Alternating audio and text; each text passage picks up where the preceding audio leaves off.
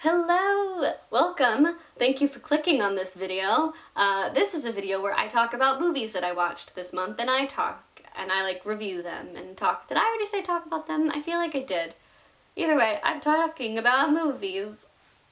We'll just leave it. I don't feel like redoing that. Basically, with this video, I just say all the movies that I watched this month. I first start with saying what movies I rewatched this month, and then I talk about the movies that I newly watched, and I go more in depth with those movies. Without further ado, let's start with the rewatches. I did not watch a lot of movies. I didn't rewatch a lot of movies, so this is actually going to be a little bit of a short video, but that's okay. We don't have to watch a ton of movies. Hi, Editing Ellen here, just coming into the video to let you know that I forgot to mention two movies that I rewatched this month. Those are Love, Simon and Love, Simon. I watched it 2 more times this month because I love that movie and I cannot wait for it to come out on Blu-ray. Also, side note, sorry that these videos are up so late. I don't know why, but these videos are taking me 3 weeks to edit. I'm hoping to just get it done now and upload it soon. But anyway, yeah, so back to your original programming. Dodgeball, The Internship, Get Smart, The Maze Runner, The Scorch Trials. That is it. Those were all the rewatches. I didn't watch a lot of movies. Even new movies, I didn't watch a lot. There weren't really a lot of movies coming out in the movie theater this month that I really wanted to see. The first movie that I watched this month is Isle of Dogs. This is the very first Wes Anderson movie that I've ever seen. I've always heard about Wes Anderson, and I've always wanted to watch his movies because they seem so unique in the humor and the storytelling, and so I just always wanted to watch them, but I just never did, and so I finally got to watch one.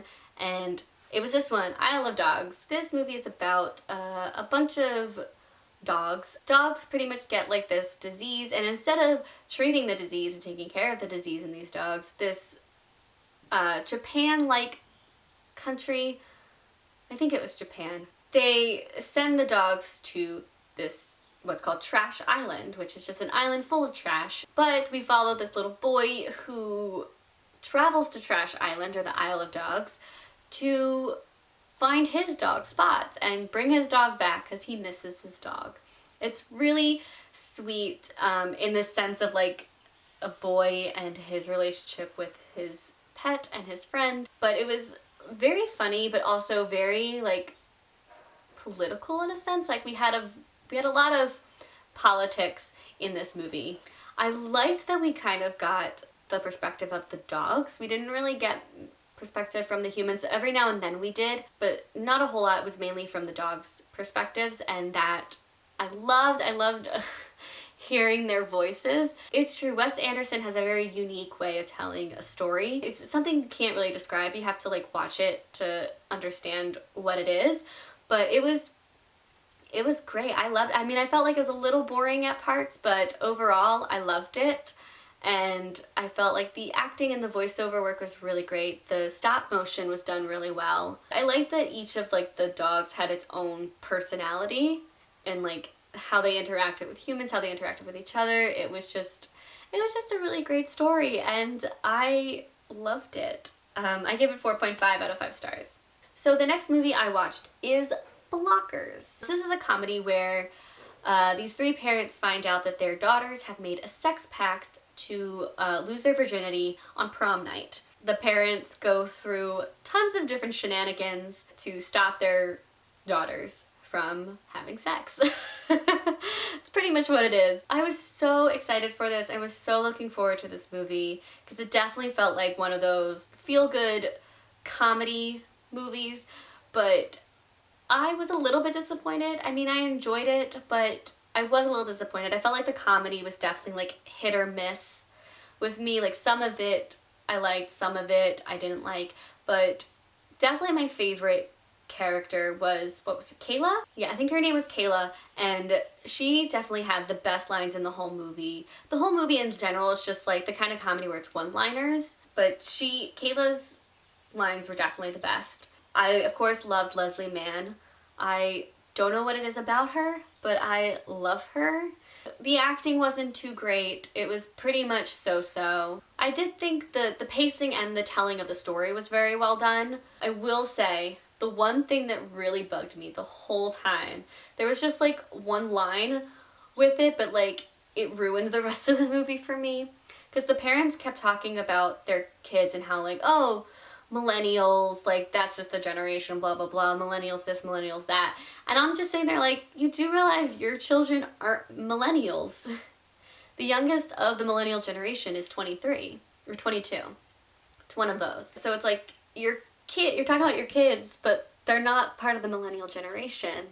Like your kids are part of the Generation Z, or I think they're calling it iGen. That was what bugged me, that they were putting such a bad rep on millennials when there were no millennials in the story whatsoever. Anyway, that's my little rant on that. But I mean, I enjoyed this movie, but it just, yeah, I gave it 3 out of 5 stars. The next movie I watched was The Death of Stalin. This is a movie I'd never heard of, but a coworker was talking about it and suggested I see it. So I was like, yeah, sure, I'll go see it. And I went to go and see it.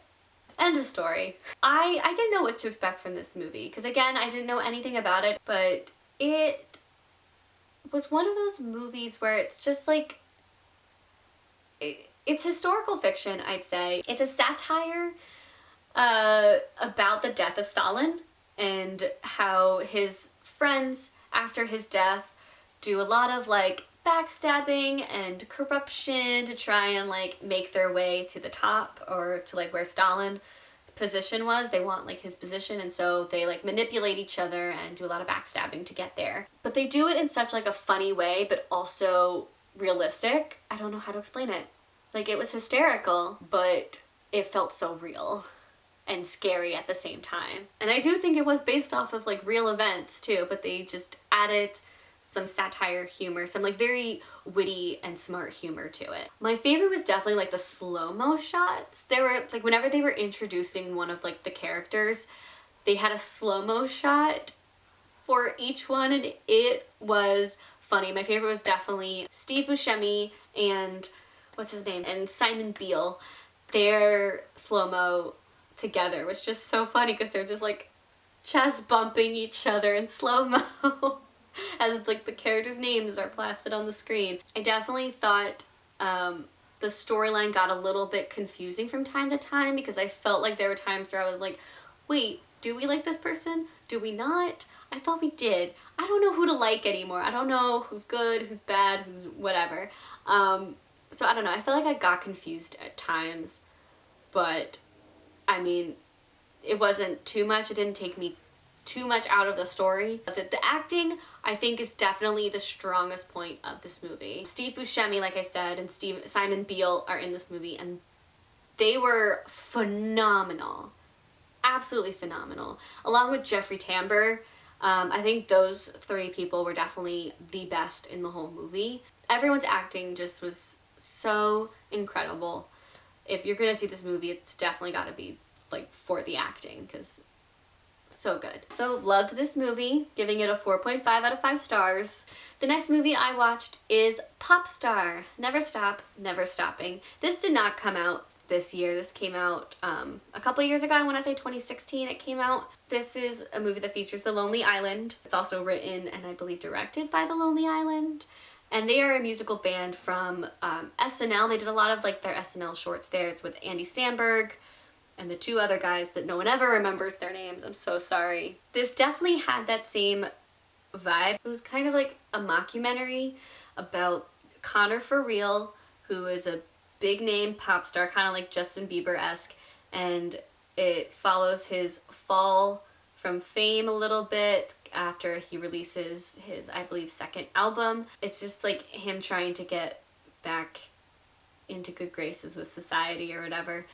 I mean, it's definitely had its Lonely Island comedy to it. It was very funny. It was like stupid humor, but yeah, it really worked. I loved how it kind of started out as a mockumentary, but then like by the end just kind of turns into a narrative about friendship. And it was just so sweet by the end. Again, I think the comedy, yeah, it was like I said, it was definitely Lonely Island comedy, but it It was one of those, it was another movie where the comedy was hit or miss with me. Like, some of it I liked, some of it I just was like, no, I didn't find that funny. Also, the pace was a little bit slow for me. It definitely could have been a shorter movie. The songs were great though. The songs were hysterical. So funny. I loved all the like different cameos that they had in the movie too. It had a lot of cameos. But I really truly loved the story.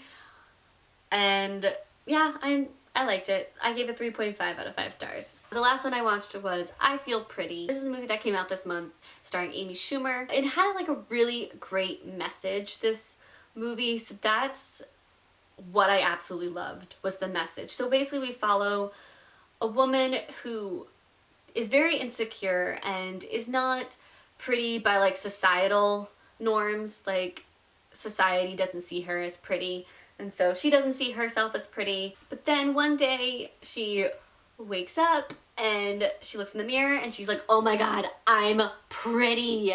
And she starts getting excited. She's like, my body's great, I look great, I'm so pretty. And so then it gives her so much confidence, and she starts living her life and doing things that she wouldn't normally have done.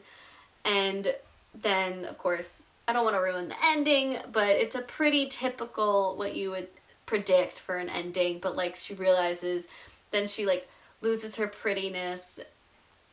She loses her prettiness, and then she's like, I was pretty all along, and like I don't know how to explain, but yeah, so it was just like a really great message, and I came out of it feeling so like empowered and like confident, and you know what, like, yeah, I can do things that I didn't think I could do before. It's definitely a real great confidence booster, this movie. And I felt like the ending, the speech that Amy Schumer gives at the end was very uplifting, and I really liked it. And I liked the romance aspect in this movie too. It was just such like a real authentic romance. The acting was kind of so-so. I definitely enjoyed it more than I thought I would.